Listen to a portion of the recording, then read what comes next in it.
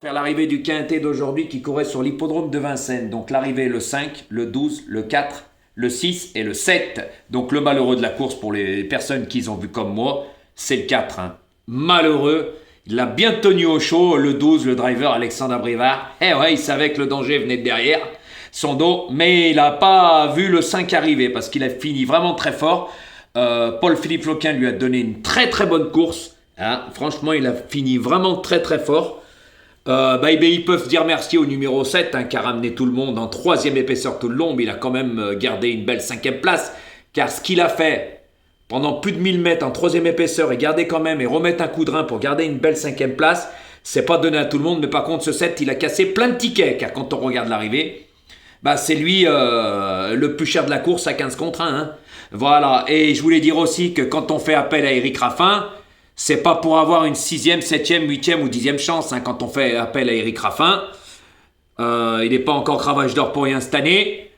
C'est que le cheval avait une petite chance. Hein. Donc, après avoir eu un parcours à l'économie, il a très bien fini. Hein. Voilà. Hein. Comme le 5. Voilà, le 8 termine aux portes du quintet, hein, pas loin derrière. Hein. Il était dans le wagon de 3. Mais ils peuvent dire merci au numéro 7, Mathieu Mautier. Hein. Oui, parce que si, admettons, comme on dit dans le jargon, il crame, les autres peuvent pas passer. Hein. Mais il les a ramenés bien longtemps et sur un plateau. Voilà. Et ce 7 a cassé beaucoup de tickets dans notre sélection. Il nous manque ce 12. Ce 12 où, juste avant la course, il y a eu une sacrée prise. Je vous le dis, 17 contre 1, il a fini à 8,2. C'est qu'il a eu une sacrée prise. Ça, on appelle ça le tuyau sur l'hippodrome. Il n'y a que ceux-là qui étaient sur l'hippodrome qui l'ont su. Hein. Parce que vu ses dernières performances, il était vraiment pas jouable. Hein, à part d'avoir le tuyau. Voilà. Donc, on en a quand même 4 sur 5. C'est mieux que rien. Voilà. Avec ce 7 qui a cassé plein de tickets.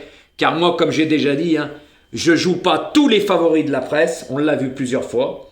Donc, moi, je dis voilà, il y a les aléas des courses parce que le 4, normalement, c'est le gagnant. Hein.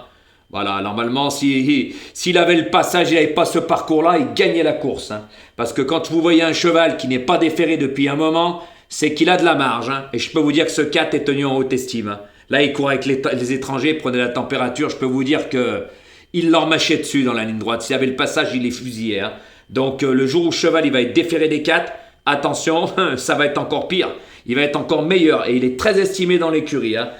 Tout simplement. Donc là, je vous ai fait les explications pour ceux-là qui ont vu la course comme moi et qui ont vu que le 12, juste avant la course, il y a une sacrée prise sur lui. Hein. Ça, c'est le tuyau d'hippodrome. Voilà, parce que quand on voit son papier, il n'est pas jouable. Hein. Je vous le dis franchement, c'est pour ça que je ne voulais pas donner. Sinon, s'il avait une chance, je l'aurais vu. Donc, on l'a à 4, c'est déjà mieux que rien. Voilà, mais par contre, ça, je tenais à le dire.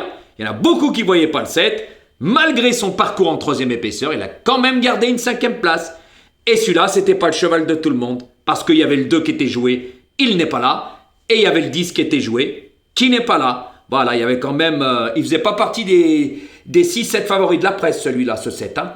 Eh oui, mais il a cassé beaucoup de tickets pour le quintet. Tout ça, c'est moi qui vous le dis. Donc, restez connectés pour demain. Hein. Car demain, c'est un quintet à Cannes-sur-Mer en plat. Mais ça va pas être les 5 favoris comme hier. Hein. Ça, c'est moi qui vous le dis. Parce que demain, c'est pas un lot de foot de guerre non plus. C'est plutôt des entraîneurs marseillais et je peux vous dire qu'il y a des vieux chevaux et ils risquent d'avoir de la surprise dans l'air et on en reparlera, ça ne sera pas les 5 favoris de la presse. Ça, c'est moi qui vous le garantis. J'ai déjà fait le papier, je vous mettrai ma vidéo un peu plus tard. Je vous ai déjà expliqué pourquoi. Avec 8 chevaux. Par contre, il y en a beaucoup qui jouent mes 8. Hein. Ils étaient d'accord avec moi. Donc, pour ceux-là qui jouent en 5, 6 ou 7, vous prendrez les 5, 6, 7 premiers. Ça sera à vous de voir. Moi, je vous propose une sélection et c'est à vous de voir. Donc, les amis, restez connectés. N'oubliez pas de cliquer sur la cloche de notification pour recevoir mes vidéos. Et, en attendant que je vous mette ma vidéo en ligne, je la mettrai un peu plus tard. Et oui, pour pas que certains, vous le savez déjà. Donc, bonne fin de journée à vous, les amis.